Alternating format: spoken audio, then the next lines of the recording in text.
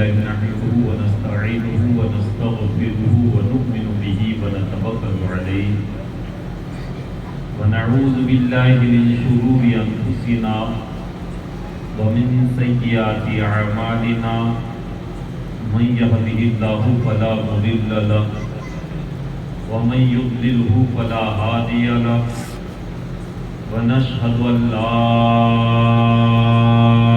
إله إلا الله وحده لا شريك له ونشهد أن سيدنا ومولانا محمدا عبده ورسوله أما بعد فأعوذ بالله من الشيطان الرجيم بسم الله الرحمن الرحيم قد جاءكم من الله نور وكتاب مبين صدق الله مولانا العظيم وصدق رسوله النبي الكريم الأمين المكين ونحن على ذلك لمن الشاهدين والشاكرين والحمد لله رب العالمين.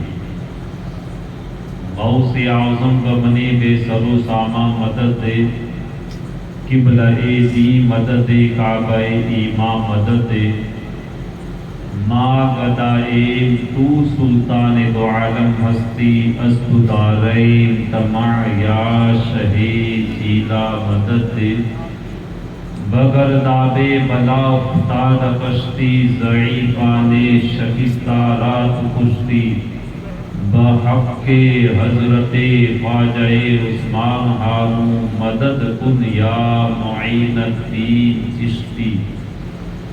است فیل سید سالار مسعود زمان شیر حق شاہ شہیداں فاتح ہندوستان فاتح و غالب کنم بر ہر یکے از دشمنا ہم مرا خوشحال کرداں اے خدائے دو جہاں.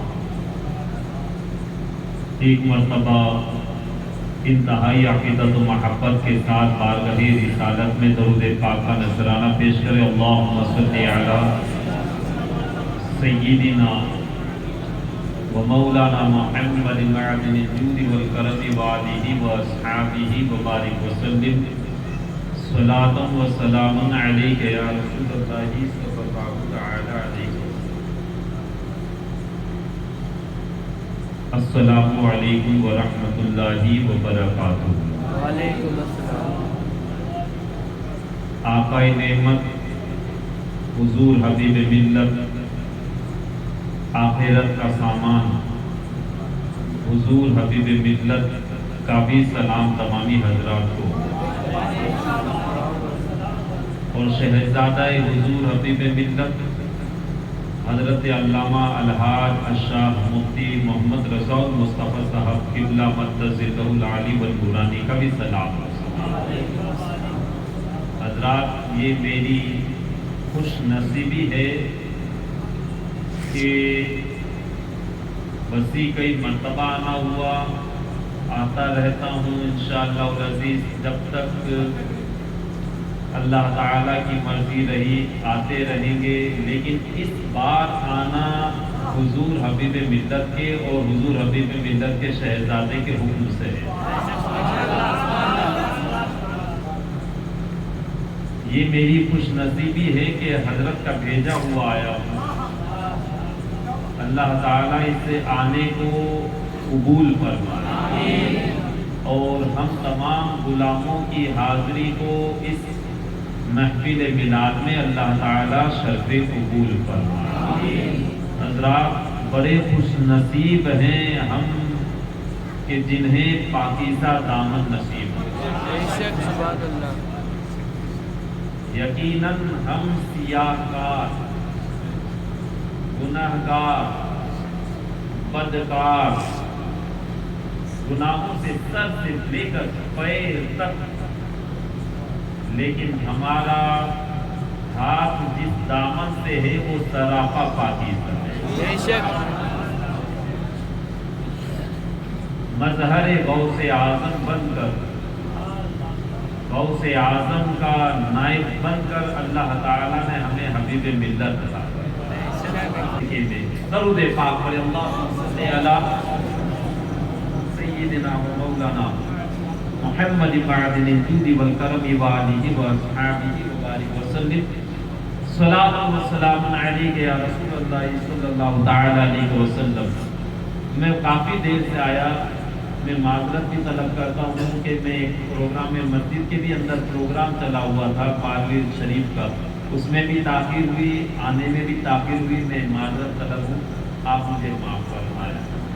بس زیادہ نہیں، انشاءاللہ 11:30 تک انشاءاللہ ہماری محفل پاک کی تکمیل ہو جائے گی۔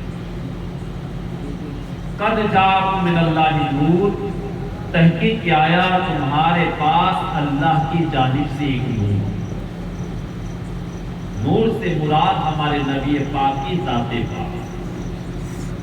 کیسی ذات پاک؟ ایسی بابرکت پاکیزہ ذات پاک جسے رب تعالی نے خود اپنے نور سے پیدا کیا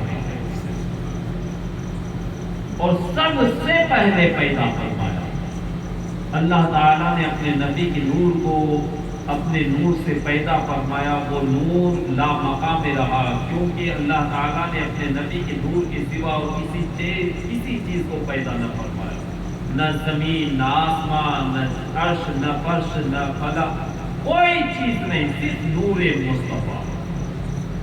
ایک مدت دراز تک وہ نور پاک لا مقام رہا، پھر اللہ تعالیٰ نے اسی نور پاک سے ساری کائنات کی تخلیق فرمائی، عرش، کرسی، لوح، قلم، یہاں تک کہ زمین، آسمان، تارے، ستارے، چاند، سورج، ساری تخلیقات۔ اور جب پیدا فرما دی گئی، اب یہ نور پاک منتقل کر کے اور عرش کے پردوں میں رکھا گیا۔ نور پاک مصطفیٰ ایک لمبے زمانے تک، ایک لمبے عرصے تک عرش کے پردوں میں رب کی حمد و ثنا بیان کرتا رہا، اور پھر یہ نور پاک حضرت آدم علیہ السلام کی پشت پاک میں منتقل کیا گیا۔ آدم علیہ السلام کی پشت پاک میں جب نور پاک آیا تو جو فرشتے نبی کونین علیہ السلام پر درود و سلام پڑھنے پر متعین تھے، وہ سارے فرشتے حضرت آدم علیہ السلام کی پشت کے پیچھے ہاتھ باندھ کر کے کھڑے ہو گئے، سلام کا نذرانہ پیش کر رہے ہیں۔ اللہ اکبر۔ آدم علیہ السلام نے دیکھا ان کے پیچھے فرشتے گھومے تو فرشتے بھی گھوم گئے، پھر اور گھومے، فرشتے بھی گھوم گئے۔ رب کی بارگاہ میں عرض کیا کہ پروردگار عالم، یہ فرشتے میرے پیچھے کیوں رہتے ہیں، آگے کیوں نہیں آتے؟ رب کائنات نے ارشاد فرمایا کہ میرے محبوب کا نور تمہاری پشت میں ہے، اس کی زیارت کے لیے فرشتے پیچھے ہیں۔ اللہ اکبر۔ عرض کرتے ہیں پروردگار عالم، اس نور پاک کو ایسے مقام پر منتقل فرما کہ فرشتے میرے آگے آ جائیں۔ رب کائنات نے دعا قبول فرمائی۔ اللہ تعالیٰ نے نور پاک مصطفیٰ پیشانی آدم علیہ السلام میں رکھا، سارے فرشتے آگے۔ آدم علیہ السلام نے سارے فرشتوں کو دیکھا کہ درود و سلام کی ڈالیاں نچھاور کر رہے ہیں۔ آدم علیہ السلام کا محبت کا بلبلہ اور بڑھا۔ رب کی بارگاہ میں عرض کرتے ہیں پروردگار عالم، نور پاک مصطفیٰ آگے تو آیا مگر مجھے نظر نہیں آتا۔ اے پروردگار عالم، ایسے مقام پر رکھ کہ جہاں پر یہ نور پاک مجھے بھی نظر آئے۔ تو نور پاک مصطفیٰ کو آدم علیہ السلام کے انگوٹھوں میں رکھا گیا۔ اللہ اکبر۔ نور پاک مصطفیٰ جیسے ہی انگوٹھوں میں جگمگا گیا، آدم علیہ السلام نے فرد محبت سے اپنے انگوٹھوں کو چوما اور اپنی آنکھوں سے مل لیا۔ اللہ اکبر۔ یہ آدم علیہ السلام کی سنت ہے کہ جب ہم نام مصطفیٰ سنتے ہیں تو اپنے آنکھوں سے اس انگوٹھوں کو لبوں سے لگا کر آنکھوں سے مل لیتے ہیں، کیونکہ ہمارے باپ آدم علیہ السلام نے نور پاک مصطفیٰ کو انگوٹھوں کے ناخنوں پر دیکھا تھا۔ آج ہمیں بظاہر نظر نہیں آتا، لیکن نام مصطفیٰ سن کر کے اور ہم اس سنت کو ادا کر لیا کرتے ہیں کہ ہم آدم کے اولاد ہیں۔ بہرحال پھر اللہ تبارک و تعالیٰ نے اس نور پاک کو منتقل فرمایا۔ آپ کی اولاد پاک کے اندر اولاد پاک میں منتقل ہوتا ہوتا نوح علیہ السلام کو ملا، نوح علیہ السلام کے لیے، اور حضرات یہ نور جہاں جہاں رہا اسے نوازتا رہا، اس پر اپنی برکتیں نازل ہوتی رہی، عرش کے پردوں میں رہا، عرش کو نوازا، آدم علیہ السلام کے پاس رہا، آدم علیہ السلام کو نوازا گیا، یہاں تک کہ نوح علیہ السلام کو یہ نور پاک ملتا ہے، تو نوح علیہ السلام کو نوازا گیا، کیسا نوازا گیا؟ خود ہمارے نبی پاک ارشاد فرماتے ہیں کہ جب حضرت نوح علیہ السلام کی کشتی دریا کے اندر تھی، اس وقت میرا نور نوح علیہ السلام کی پشت پاک میں موجود تھا۔ علماء کرام ارشاد فرماتے ہیں یہ نور مصطفیٰ کا فیضان تھا کہ نور مصطفیٰ کی برکتوں سے حضرت نوح علیہ السلام کی کشتی کنارے پر لگی اور سارے لوگ نجات پا گئے۔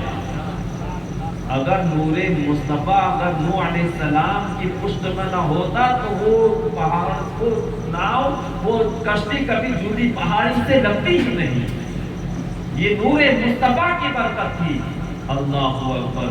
پھر نور پاک مصطفیٰ منتقل ہوتا ہوتا حضرت ابراہیم خلیل اللہ علیہ السلام کو ملا۔ ابراہیم خلیل اللہ علیہ السلام کے لیے آپ ارشاد فرماتے ہیں نبی پاک علیہ الصلوۃ والتسلیم کہ یہ نور پاک مصطفیٰ کی برکتیں تھی کہ جب آدم حضرت ابراہیم علیہ السلام کو نارے نمرود کے اندر ڈالا جا رہا تھا، اس وقت میرا نور نبی پاک فرماتے ہیں میرا نور ابراہیم علیہ السلام کی پشت پاک میں تھا۔ یہ نور مصطفیٰ کی برکت تھی کہ ساری نمرود کی آگ حضرت ابراہیم خلیل اللہ علیہ السلام پر ٹھنڈی ہو گئی اور حضرت ابراہیم علیہ السلام صحیح سلامت آگ سے واپس آئے۔ 40 دن تک حضرت ابراہیم علیہ السلام نارے نمرود میں رہے، 40 دن تک، لیکن آگ گلزار بالکل ٹھنڈی ہو گئی۔ 40 دن تک حضرت ابراہیم علیہ السلام آگ میں رہے۔ پھر حضرت ابراہیم علیہ السلام سے وہ نور پاک منتقل ہو کر اسماعیل ذبیح اللہ علیہ السلام کو ملا۔ نبی پاک ارشاد فرماتے ہیں کہ جب حضرت جبرائیل علیہ السلام دمبا لے کر کے آ رہے تھے، اسماعیل علیہ السلام لیٹے ہوئے تھے، اس وقت میرا نور حضرت اسماعیل علیہ السلام کی پشت پاک میں تھا۔ یہ نور پاک مصطفیٰ کی برکت تھی کہ حضرت اسماعیل علیہ السلام کو ہٹا دیا گیا۔ جبرائیل علیہ السلام جو دمبا لائے تھے اس دمبے کو رکھا گیا، دمبا ذبح ہوا، اسماعیل علیہ السلام بالکل محفوظ رہے اور لقب بھی پا گئے ذبیح اللہ۔ ذبیح اللہ حضرات انہی کی اولاد پاک میں سے ہمارے نبی پاک۔ ایک بات نکتے کی، حضرت اسماعیل علیہ السلام نبی، ابراہیم علیہ السلام کے 2 شہزادے اسحاق علیہ السلام اور اسماعیل علیہ السلام،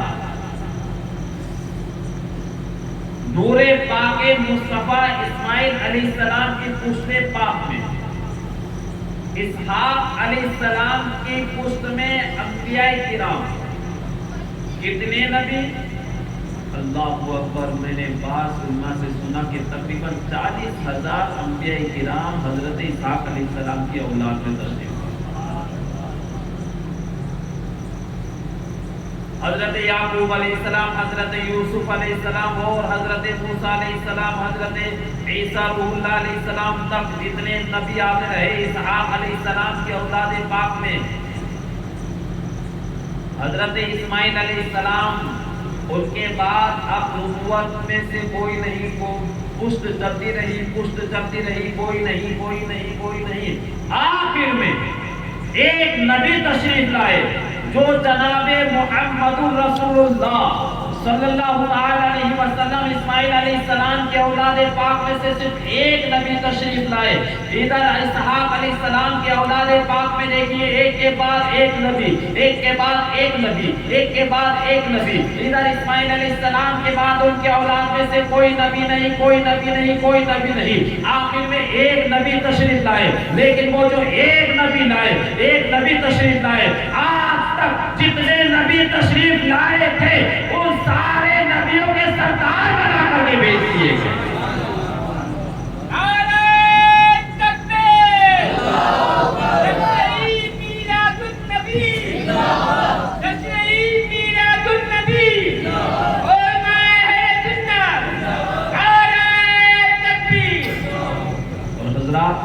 دیکھیے اللہ کے پیارے حبیب کے دو نوازے، ایک حضرت امام حسن پاک، ایک امام حسین پاک، دو شہزادے، امام حسن پاک، امام حسین پاک، ان کی نسل پاک بھی چلی۔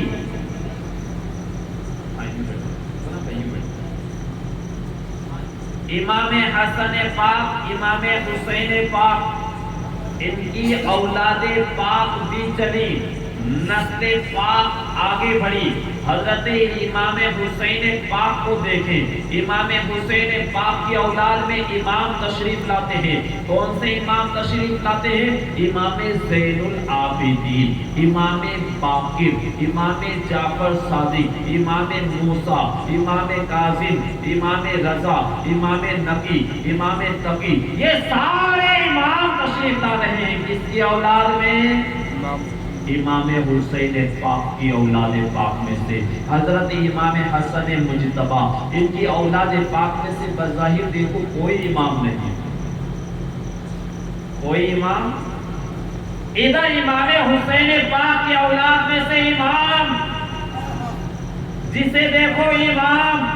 امام حسن پاک کی اولاد پاک میں سے بظاہر کوئی امام نہیں، لیکن اللہ نے پھر شہزادوں کے اندر شہزادے ہوتے رہے ہوتے رہے ہوتے رہے، ایک شہزادہ امام حسن پاک کی اولاد پاک میں سے تشریف لاتا ہے، جو بغداد مقدسہ کے اندر غوث اعظم بن کر کے ظاہر ہوتا ہے، اور ایسا غوث، ایسا ولی بن کر کے ظاہر ہوا کہ اب تک جتنے ولی آئے سارے ولیوں کا سردار بنا کر کے بھیج دیا۔ اللہ اکبر۔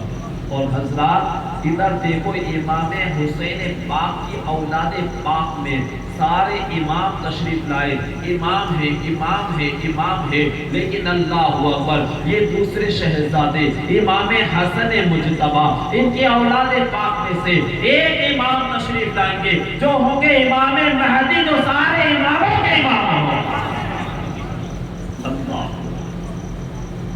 رب کی مشیت دیکھو، ادھر حضرت اسماعیل علیہ السلام کی اولاد پاک میں سے صرف ایک، اور وہ سارے نبیوں کا سردار۔ ادھر امام حسن مجتبی کی اولاد پاک میں سے ایک، جو سارے اماموں کا۔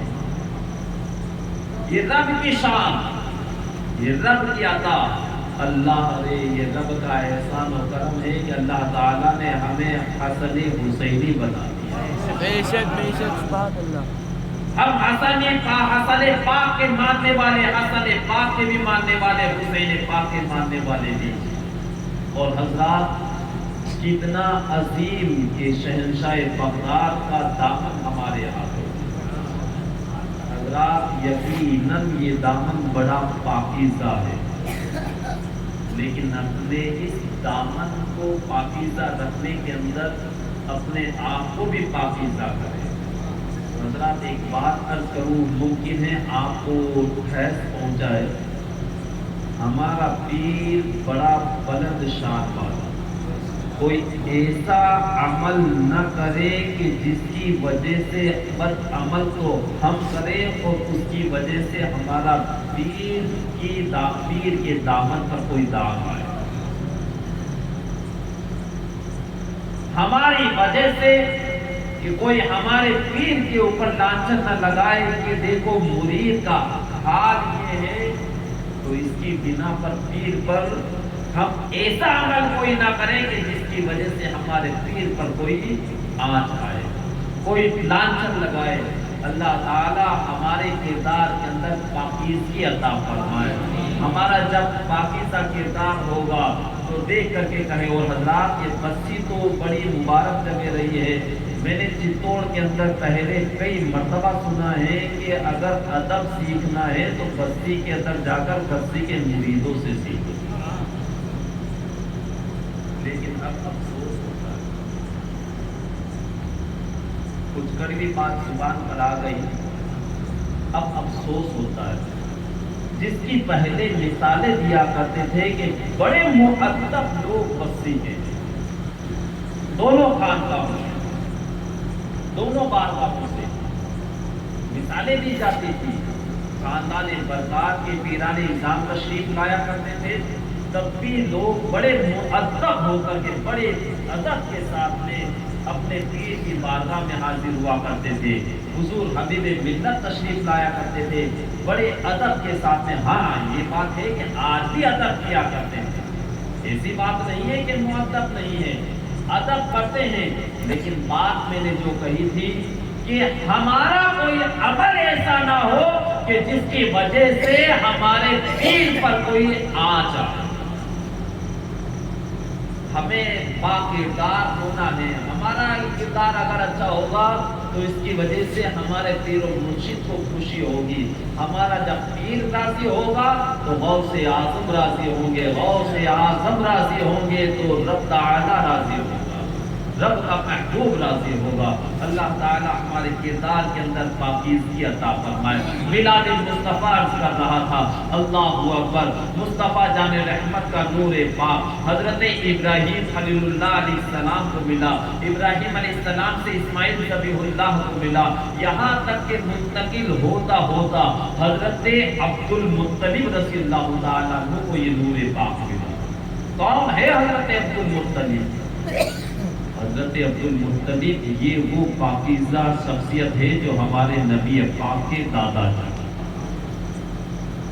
جن کے پاس یہ نور پاک رہا تو بے شمار برکتوں کا ظہور، بے شمار برکتوں کا ظہور.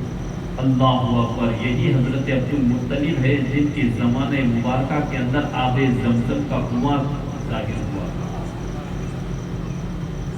آپ کہو گے کہ آب زمزم تو اسماعیل ذبیح اللہ علیہ السلام سے ظاہر ہوا.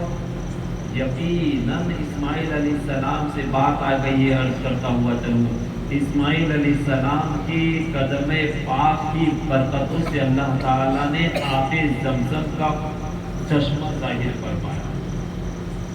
ایک مدت دراز تک یہ چشمہ لوگوں کو فیض پہنچاتا رہا، لیکن قبیلہ بنی جرہم کے دور کے اندر یہ قبیلہ گزرا ہے.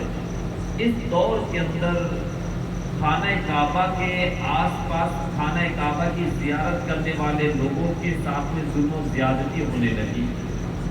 لوگ ان کا مال لوٹ لیا کرتے تھے، ان کے ساتھ میں ڈکیتی کرتے، ان کے ساتھ میں زیادتیاں کرتے. تو قبیلہ بنی جرہم کے کچھ لوگوں نے دیکھا کہ کہیں ایسا نہ ہو کہ ان کی زیادتی کی وجہ سے اللہ کا عذاب ہم پر نازل ہو.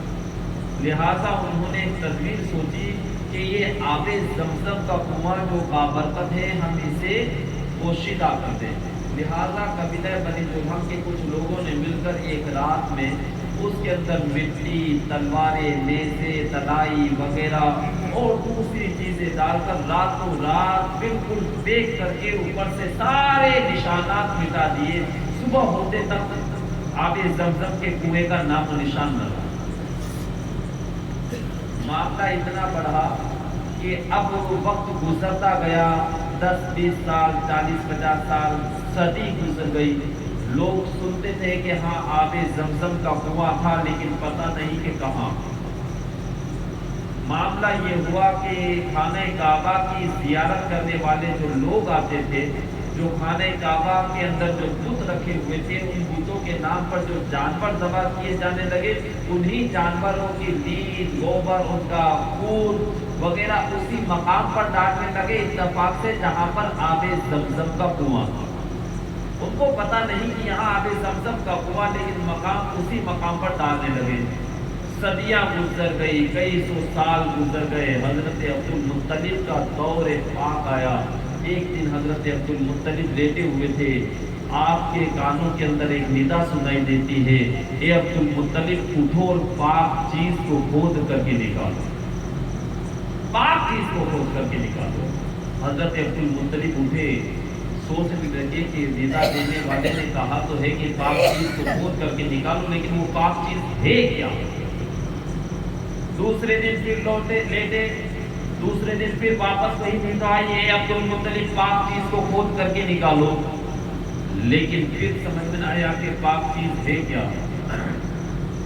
تیسرے دن آپ نے تحیہ کیا کہ اگر آج بھی ایسی ہی آواز آئے تو میں اسی ندا دینے والے سے پوچھوں گا کہ یہ پاک چیز ہے کیا، کسے کھودا جائے، کہاں سے کھودا جائے۔ تو بہرحال تیسرے دن جب لیتے آواز دینے والے نے کہا کہ عبد المطلب پاک چیز کو کھود کر کے نکالو، حضرت عبد المطلب نے ندا دینے والے سے کہا کہ ندا دینے والے وہ پاک چیز ہے کیا، کسے کھود کر کے نکالا جائے، کہاں سے کھودا جائے؟ تو کہا ہوا آب زمزم، ہوا بیر زمزم، وہ زمزم کا کنواں ہے۔ حضرت عبد المطلب نے کہا کہ آب زمزم کے کنویں کو تو ناپے پوشیدہ ہوئے صدیاں گزر گئی، کس مقام سے کھود کر کے نکالا جائے؟ تو اس ندا دینے والے نے اشارہ کیا کہ اے عبد المطلب جب صبح اٹھو گے تو اٹھ کر کے دیکھنا خانہ کعبہ کے قریب میں جہاں پر ناپاکی رکھی ہوئی ہے، بہت بڑا ڈھیر تھا ناپاکی کا، بہت بڑی ناپاکی کا ڈھیر ہوگا۔ ایک سفید اور کالے رنگ کا پرندہ کوے کی شکل کا آئے گا اور اسی گندگی کے بیچ میں بیٹھ کر بیٹھے گا اور اس پر اپنی چونچ لگائے گا۔ جا کر کے دیکھنا وہاں پر جس جگہ پر چونچ لگائی جائے گی وہاں پر ایک چیٹیوں کا سوراخ بھی ہوگا۔ حضرت عبد المطلب رضی اللہ تعالیٰ عنہ کی نیند کھل گئی، صبح کا انتظار کرنے لگے۔ صبح ہوئی، دیکھا کہ سامنے گندگی کا ڈھیر تو لگا ہوا ہے، اتنے میں دیکھتے ہی دیکھتے ایک سفید اور کالے رنگ کا عجیب کوے کی شکل کا ایک پرندہ آیا اور اڑتا ہوا اس گندگی کے ڈھیر پر جا کر کے بیٹھا، وہاں پر اپنی چونچ لگائی۔ حضرت عبد المطلب دوڑتے ہوئے گئے، دیکھا کہ جس مقام پر چونچ لگائی تھی وہاں پر چیٹیوں کا سوراخ ہے، چیٹیاں آ جا رہی ہے۔ حضرت عبد المطلب کو یقین ہو گیا کہ اسی مقام کو کھود کر کے نکالنا ہے، یہیں پر آب زمزم کا کنواں ہے۔ آپ نے آواز لگائی، مکہ کے لوگوں کو پکارا، اے مکہ والوں آؤ آؤ، مجھے ندا دی گئی، مجھے بشارت دی گئی ہے کہ آؤ مکہ معظمہ کے اندر جو آب زمزم کا کنواں ہے اسے کھود کر کے نکالا جائے، اس مقام کو کھودا جائے، تم میرا ساتھ دو۔ مکہ کے لوگ آئے تو صحیح مگر حضرت عبد المطلب کا مذاق اڑانے لگے، اے عبد المطلب کیسی بات کرتے ہو، کس مقام کو کھودنے کے لیے کہتے ہو؟ یہاں دیکھتے نہیں صدیوں سے یہاں پر لیل اور گوبر کا ڈھیر لگا ہوا ہے، تم اس مقام کو کھودنے کے لیے کہتے ہو؟ اللہ اکبر! لوگ مذاق اڑانے لگے، ساتھ دینے کے بجائے آپ پر چڑھنے لگے، آپ کا مذاق اڑایا۔ حضرت عبد المطلب رضی اللہ تعالیٰ عنہ نے ارشاد فرمایا، اے مکہ کے لوگوں، تم میرا ساتھ دو یا نہ دو، میں تو بہرحال اس مکان کو کھودوں گا۔ اس وقت آپ کے تنہا صرف ایک بیٹے تھے، آپ کے غالباً صرف ایک بیٹے یا دو بیٹے تھے۔ آپ نے اپنے انہی شہزادوں کو لیا اور اس مقام کو کھودنے لگے۔ کھودتے کھودتے دل میں خیال آیا کہ کاش اگر میرے 10 بیٹے ہوتے تو یہ سارا کام آسان ہو جاتا۔ رب کی دعا میں، رب کی بارگاہ میں منت کرتے ہیں کہ پروردگار عالم اگر تو مجھے 10 بیٹے عطا فرمائے گا تو جو 10واں بیٹا ہوگا یا جو بیٹا تجھے پسند ہوگا اسے تیری بارگاہ میں قربان ہوگا۔ اللہ اکبر! کھودنے لگے اس مقام کو، تنہا آپ اور آپ کے ایک بیٹے، کھودتے کھودتے لوگ مذاق اڑا رہے تھے، کیا گندگی کے اندر کیا کر رہے ہو، لیکن حضرت عبد المطلب کھودتے رہے۔ ایک دن گزرا، 2 دن، تیسرا دن، شام ہوتے ہوتے کنویں کی جگت نظر آنے لگی۔ اللہ اکبر! جیسے ہی کنویں کی جگت نظر آئی، اللہ اکبر! حضرت عبد المطلب رضی اللہ تعالیٰ عنہ نے نعرہ بلند کیا اور جلدی سے کھودنے لگے تو پورا گھیرا کنویں کا صاف ظاہر ہو گیا۔ اب جب کنویں کا چاروں طرف سے گھیرا ظاہر ہو گیا، کنواں ظاہر ہو گیا، تو اب ان عرب کے لوگوں کو دیکھو کہ جو آپ کا مذاق اڑا رہے تھے، سارے عرب کے لوگ تلواریں ہاتھ میں لے کر حضرت عبد المطلب کے سامنے آ کر کے کھڑے ہوئے۔ اے عبد المطلب، اس کنویں پر ہمارا حق۔ ایک ایک قبیلے کا سردار کہتا ہے کہ اس پر ہمارا، جتنے قبیلے تھے سب کے سرداروں نے کہا کہ اس پر ہمارا حق۔ میں نے 11:30 کی کہا تھا، ہو گیا، اگر اجازت ہو تو اس کی تھوڑا سا اور مختصر سمیٹ کر کے اس پر ہمارا حق۔ تو حضرت عبد المطلب نے ارشاد فرمایا کہ دیکھو میں نے تمہیں ساتھ میں آنے کی کہا تھا لیکن تم نے آنے سے انکار کر دیا، اور جب اسے میں نے پوچھا ہے تو اس پر میرا حق ہے، لیکن پھر بھی اس قبیلے کا سردار ہونے کے باعث میں خود فیصلہ نہ کروں گا، تم بتاؤ کہ کس سے فیصلہ کروائیں، اس پر کس کا حق ہے۔ سارے عرب کے سردار ملے، انہوں نے کہا کہ یمن کے اندر ایک شخص ہے وہ اچھا فیصلہ کرتا ہے، چلو ہم اس کے پاس چلیں، وہ فیصلہ کرے گا کہ اس کنویں پر کس کا حق۔ تو کہا کہ ٹھیک ہے، سارے سرداروں میں سے ایک ایک سردار اپنے اپنے قبیلے کے ایک ایک سردار ساتھ ہو گیا۔ حضرت عبد المطلب بھی چلے، یمن کی طرف چلے، بالکل چھوٹ کے اندر بالکل سرعت کے ساتھ میں بات عرض کرتا ہوا چلوں، یمن کی طرف چلے۔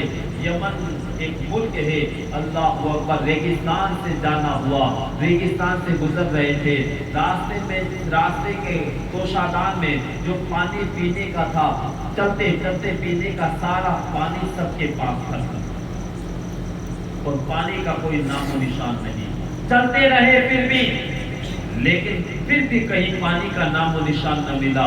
اللہ اکبر، یہاں تک کہ حالت اب ایسی ہو گئی کہ کسی کے پاس ایک بوند قطرہ بھی پانی کا نہیں، سب کی جان کے لالے پڑ گئے۔ عرب کا وہ بڑا ریگستان مشہور ہے کہ جہاں پر کوسوں کوسوں دور تک پانی کا نام و نشان نہیں، سب بے چین ہونے لگے، سب کو موت کا یقین ہونے لگا۔ اللہ اکبر، حضرت عبد المطلب کے پاس سارے لوگ جمع ہوئے، سارے سردار جمع ہوئے، کہا اے عبد المطلب اب دیکھو ہمارے یہاں پر پانی جو ہمارے پاس پینے کا تھا وہ سب ختم ہو گیا، جان کے لالے پڑ گئے ہیں، اے عبد المطلب تم بتاؤ کیا کریں۔